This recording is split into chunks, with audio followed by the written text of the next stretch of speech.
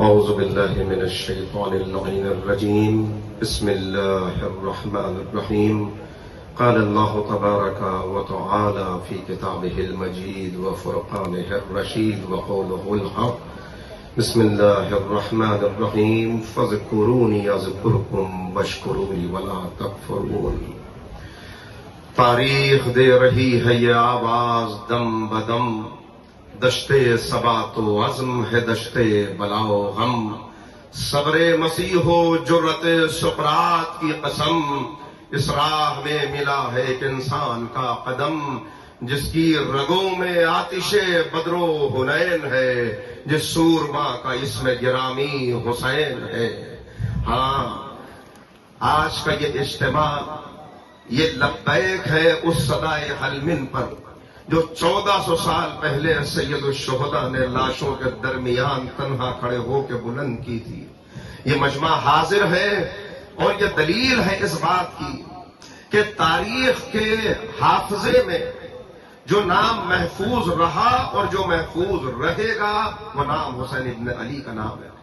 آپ دیکھیں، تاریخ جب کسی جنگ کو اپنے دامن میں محفوظ کرتی ہے تو جنہوں نے قتل کیا، جو قاتل ہیں، جن کی تعداد زیادہ ہے، جن کا اسلحہ زیادہ ہے، جن کے پاس عسکری قوت زیادہ ہے، ان کا ذکر بہت سارے چیپٹرز میں ہوتا ہے، اوراق بھرے ہوئے ہوتے ہیں، اس لیے کہ وہ فاتح قرار پاتے ہیں. فتح کا معیار یہی ہے کہ جس نے غلبہ پا لیا، جس نے قتل کر لیا، جس نے اسیر کر لیا، جس نے زیر کر لیا، جس نے علاقہ فتح کر لیا. مگر خدا کی قسم، کربلا نے تاریخ کے دھارے کو موڑ کے رکھ دیا کہ جہاں 72 افراد ایک طرف تھے، ہزاروں کا مجمع دوسری طرف تھا، یہاں پیاس تھی، تشنگی تھی، مظلومیت تھی، وہاں ایسے ایسے اسلحے تھے، ایسی ایسی قوتیں تھیں کہ گویا ساری عرب کی طاقت ایک جگہ جمع ہو گئی تھی. لیکن جہاں 80 سال کا بوڑھا تھا، جہاں 90 سال کا بزرگ تھا،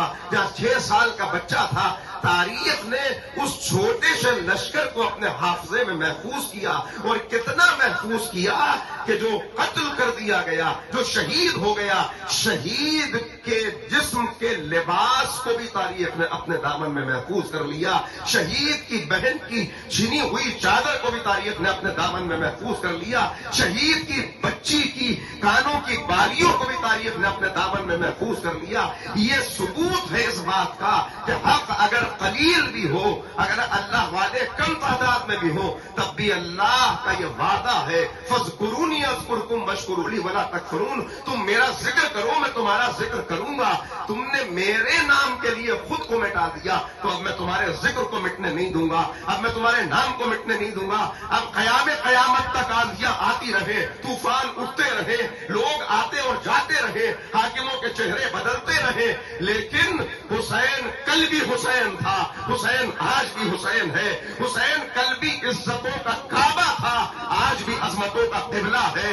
یہ مجمع، یہ خواتین، یہ بچے، یہ جوان، یہ بوڑھے، یہ ہر ایک کا یہاں موجود ہونا یہ دلیل ہے اس بات کی کہ آقا آج آپ کا چہلم منانے کے لیے ہم یہاں جمع ہوئے ہیں، ہم آپ کو سلام کرنے کے لیے آئے ہیں. آقا کل آپ نے یہ نعرہ بلند کیا تھا کہ اے معبود، جس نے تجھے پا لیا اس نے کھویا کیا، جس نے تجھے کھو دیا اس نے پایا کیا.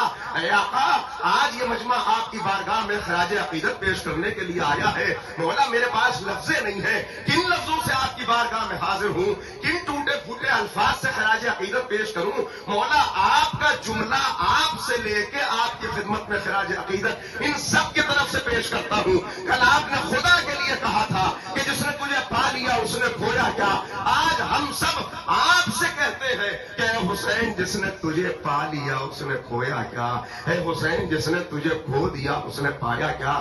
سلام کیجئے کربلا کے شہداء کو، مگر بھول نہ جائیے گا اس بہن کو جو آج بھائی کا چہلم کرنے کے لیے آئی ہے، اس شریکت الحسین کو کہ قرآن کہہ رہے والمؤمنون والمؤمنات بعضکم اولیاء بعض یأمرون بالمعروف وینہون عن المنکر. اس آیت کی تفسیر بن کے ایک بہن بھائی چلے، کربلا کربلا میں دفن ہو جاتی اگر زینب نہ ہوتی۔ بس آخری الفاظ عزیزوں ذرا دیکھیے گا، کیا عزم ہے، کیا ہمت ہے، کیا حوصلہ ہے، کیا عدل کی آواز ہے، کیا حسینیت کی صدا ہے جو جناب زینب کے دہنے اقدس سے جاری ہوئی۔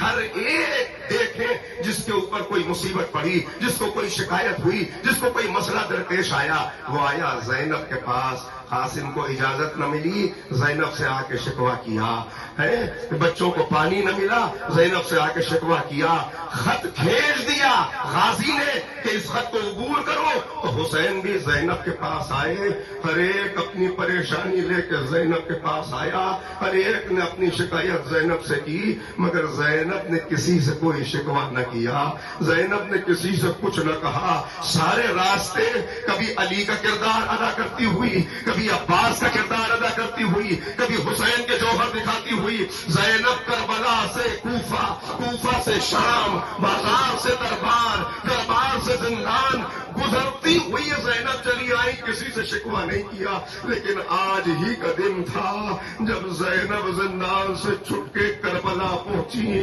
اور سامنے غازی عباس کی چھوٹی سی قبر نظر پڑی، تو اب زینب سے رہا نہ گیا، قبر عباس پہ گر کے کہا بھیا تیرے سر سے امامہ اترا، میرے سر سے چادر اتر گئی، تیرے بازو کٹ گئے، میرے بازوؤں میں رسیاں بن گئی، تیرا لاشا پامال ہو گیا، میری پشت ذروں سے زخمی ہو گئی۔ اے عباس تیری بہن بڑی کھڑی رہی، کبھی دربار میں کبھی بازار میں، زینب آئی ہے عباس مگر تجھ سے شرمندہ ہے، زینب آ تو گئی مگر تیری بھتیجی سکینہ کو ساتھ نہ لا سکی۔